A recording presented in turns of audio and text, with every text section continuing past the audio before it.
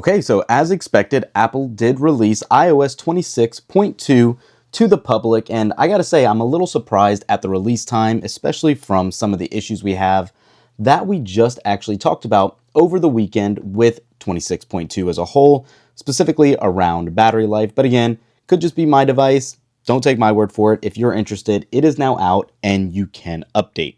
If you haven't been following along and are wondering what's really new in this beta, it is not as a significant update as the dot release would anticipate you to think. This does have a ton of new features, but they are not massive by any means.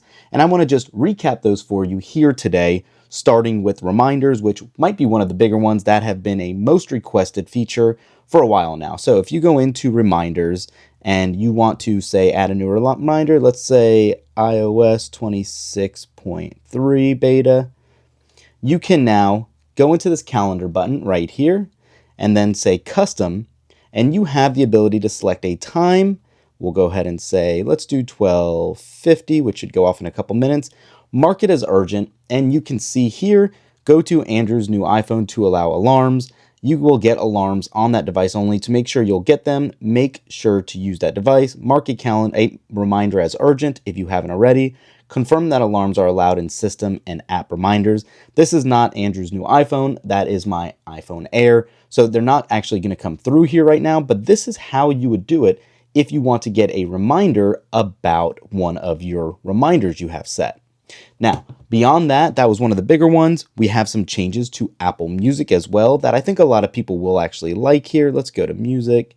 And what that's going to be is if you are listening to a song and you want to follow along with the lyrics, but you don't have Wi-Fi or cellular connection, you now can get lyrics offline as well. You can also get the full breadth of all the lyrics features, really, such as translations and beat-by-beat syncing. Pretty cool little advocate here for this program and an update to the app. I really do like that. And then in Apple Podcast as well, let's just go down to podcasts. If you are listening to a podcast and there's a couple of new features that have been added here, now producers can continue to supply their own chapters for each episode, and those will override actually the AI generated chapters created by Apple. So a nice touch there as well. The app does obviously auto-generate those chapters with AI, but again, not huge. I don't use podcasts a lot. Let me know what you guys think down below if you are happy about this new feature. Then also the podcast app does bring a new mentions feature, and that allows people in the podcast to mention different podcasts right from the player. And then basically what will happen is if you're, say, for instance, listening to this, like the Joe Rogan Experience, and they mention something about a Frozen podcast, whatever, it will actually be able to automatically add a link to the other show in the episode's description for easy access. Nice little touch there. I think that is pretty neat. And this is going to have to go hand in hand with iOS and watchOS here. But if you are a fan of sleep scores and all that, as we've talked about, Apple has updated sleep scores for this new release.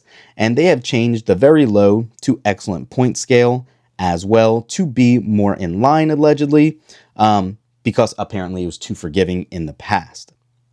Then also now in news, if you use Apple News regularly, you can, let's just go ahead and clear out of that.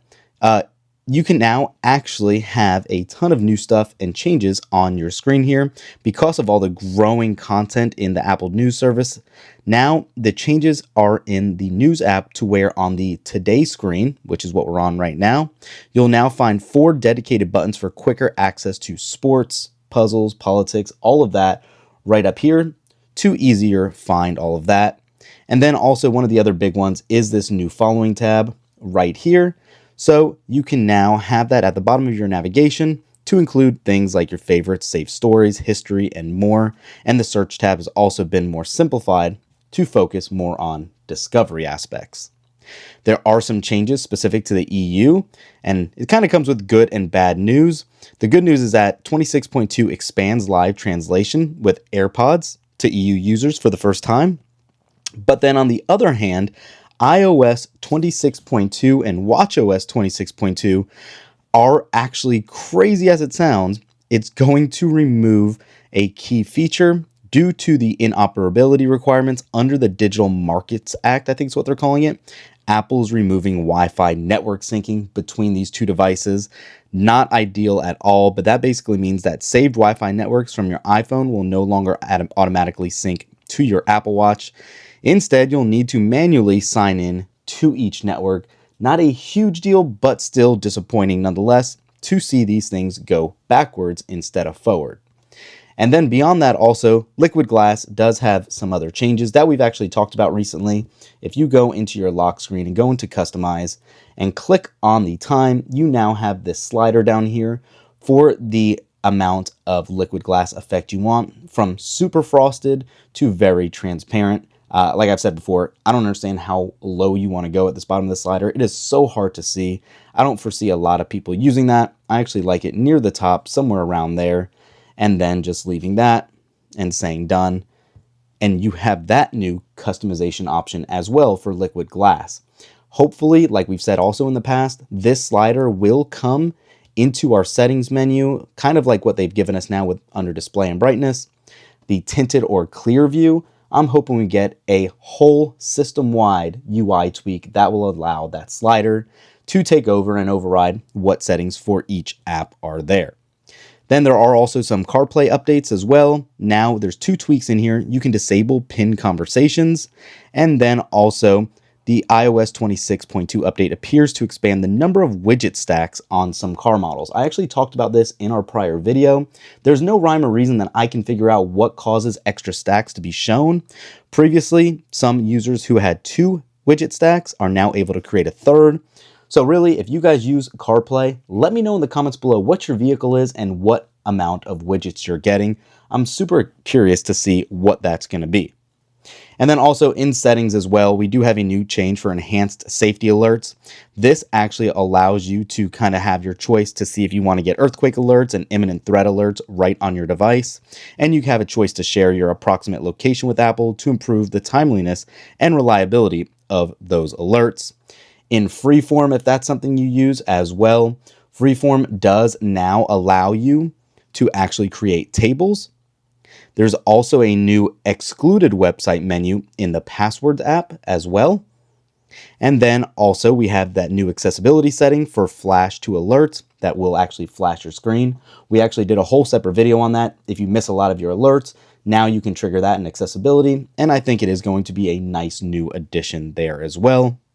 And one less exciting one is in the Games app as well, where it now added sorting and filtering to the library, as you can see here, for actually letting you filter library, controller, navigation, and score updates.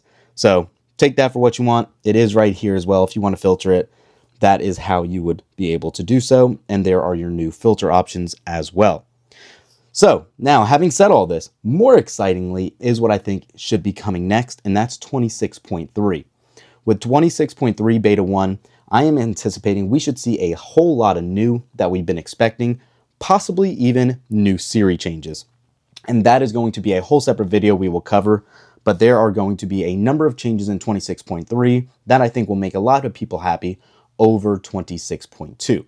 Keep in mind, whenever that update does drop, we'll be doing our regular videos on it, but keep in mind that beta cycle will be significantly longer than what 26.2 was. So it isn't imminent necessarily. That 26.3 beta might not even go public until February or March at the earliest. So that's it for this one, guys. Let me know what you think. What do you feel like about these Apple updates? How has your phone been behaving? I've still had consistent battery issues where it's just not consistent throughout the days of usage. Whether it's heavy or light, my battery just seems to drain. And again, that's on a new 17 Pro Max, so I'm not really sure what is going on with that.